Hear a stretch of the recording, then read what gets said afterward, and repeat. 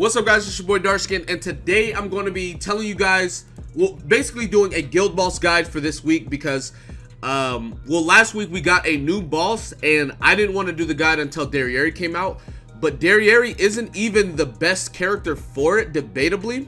If you guys don't know, the boss is red. Last time, well, the first boss was blue, and then it switched to the Valenti comp boss, which was the second one, and now the third one, which is this one, is a red boss. But even with it being a red boss, this is still the best comp for the guild boss. Now, keep in mind, if we look at my Gother has my Valenti gear on, basic triple defense, max resistance gear, which you can do this with rare gear. You don't have to make it. You doesn't have to be SSR gear or UR gear. Literally, you can have rare gear on the middle two for Gother. Just make them resistance, and you'll be able to stack Gother's passive quite a lot. His resistance is 130. Gustav, which if you guys don't know how Gustav works, I have him with HP gear, right? HP defense. Decreases all enemies' resistance by the value of the hero's pierce rate. This is not his UR gear. This is just HP defense gear, but I have him with resistance gear or pierce rate gear on the top for his passive. So he now has 90% pierce rate, which is really, really good as well. Green Helbram is just used for the boosting. He has just normal HP defense gear on, nothing crazy. I could actually give him a better support. I don't know who though. I'm trying to think about who I have gear on. I don't know. I mean, it doesn't really matter right now. Like, literally, like, anybody's better, you know. But yeah, so this is the team that I'm running. I will be taking HP food. I don't know if HP matters on. I'm pretty sure HP does matter though. Base score, move skills, no. Additional points for surviving heroes, remaining HP. Yeah, so HP does matter. So yeah, HP food so that their HP will be a little bit higher. We're gonna go ahead and get into it and see if we can if we can get some good RNG, get some good runs in. But yeah, like literally it just depends on Jericho critting. Like a 1-6 Derieri doesn't do as good as a 6-6 Jericho. So that is that, like, if you, like, I've said it since the beginning of the game, other people have said it since the beginning of the game, if you've maxed out your Jericho, if she is 6-6, you know, you should be fine with all of this. And this was the reason why I told people to skip Derieri, because you don't necessarily even need her if you have Jericho built, because Derieri is primarily used as a what's it called, a nuker. Patience.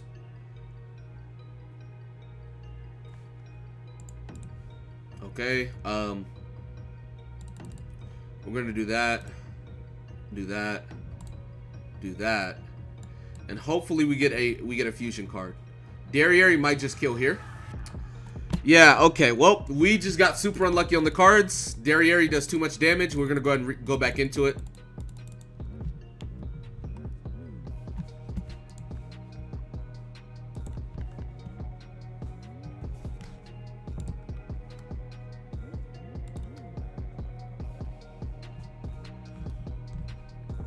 And this is apparently what a lot of like the bigger, like the higher ranking players are using as well. So I mean, I'm sure it works.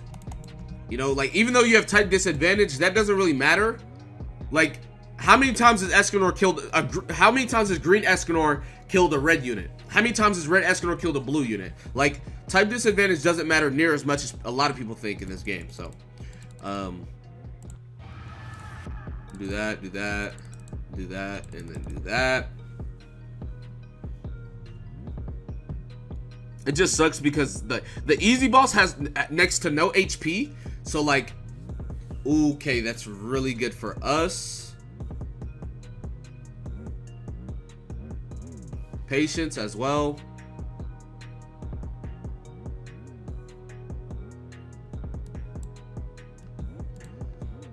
Now it's just a matter of, can we get another boost, you know? Alright. Let's go and do that.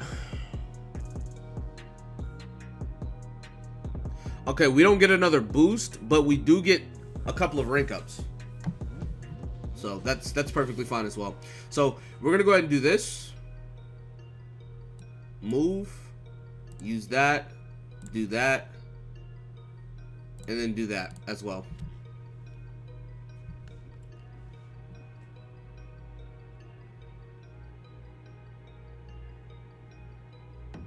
Rank up again.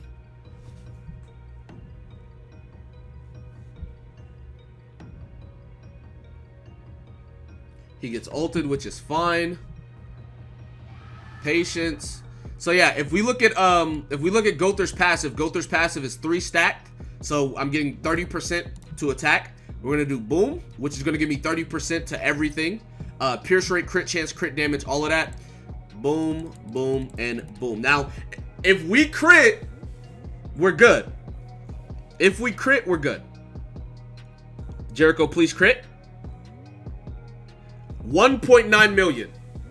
Almost 2 million. Almost 2 million. 1,300. That's on easy. That's on easy. 1,300. Boom. Done. Now, it's the same exact thing on hard, which we can go ahead and get into it and I'll show you guys. It's the same exact thing on hard.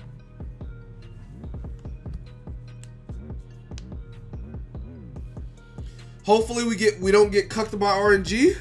That's literally it. Like, getting cucked by RNG is just the only problem.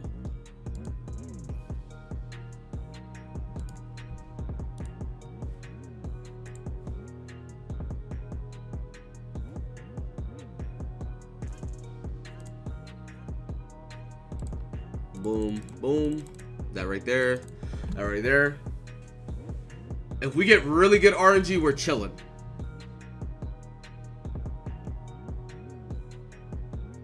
Okay, okay, we need one more rank up. Since we didn't get any of these, we need one more rank up. So then I could rank up everybody.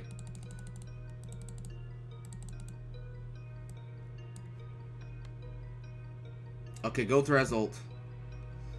That's one more ult slot that we don't have for us. Rank up, rank up, rank up. Nice!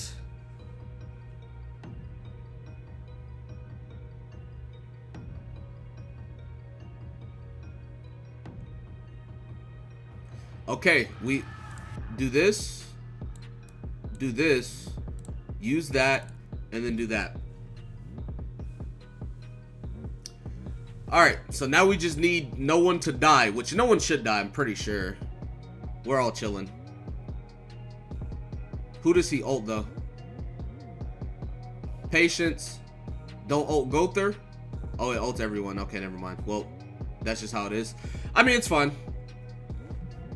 We got good on RNG, but how the cards came out were not good, which is perfectly fine. So now we get the boost, boom, boom. So we got good RNG, so to speak. The best RNG is on turn 2. Get everything you need. You get like 1 rank up, 1 freeze, 1 boost, and you can just fuse them all and then rank them all up. Crit, 1.4, boom. So even with bad RNG, we still got a good runoff. We could obviously get higher points if our HP is a lot higher. But 1100 by itself is amazing still, right? A lot better than most people are going to get otherwise. And then as you can see, I haven't even did extreme yet and I have all the rewards. I didn't even do extreme yet and I have all the rewards. So if you do really good on these two, you don't even have to do extreme. Granted, if you do extreme, keep in mind extreme has 2 health bars. You are not going to be able to run this team. You're not going to be able to run this team right here and beat extreme because your team is not going to survive long enough. This is probably the closest thing you're going to get to beating extreme with this team. And the reason why is because you are going against a red boss with 3 green units. Jericho naturally has low defensive related stats because she's a glass cannon. That's how they made her. Helbram naturally has low stats. Everyone knows that as well. And with it not being red Helbram, he doesn't get his passive buff. So his stats are naturally low. And then Gustav is a SR, so he naturally has low stats. So basically, with 3 green units being how they are, if any of them get targeted, they will just die. I barely managed to make it. Look at my HP on my units. Right? Now, we're gonna do this, and if I don't crit, that's just it. But and y'all gotta realize, my gear is a lot better than most of the people in this game. So if I'm almost dying, this is exactly why I said you're probably gonna have to run a different team. You're going to have to run sustain type of units. Like, you can run like Gother, King for cleanse, heal, etc. I didn't even crit. I'm telling you, running it with this team is just not worth it. I mean, I did get 1100, which is cool, but I barely made it.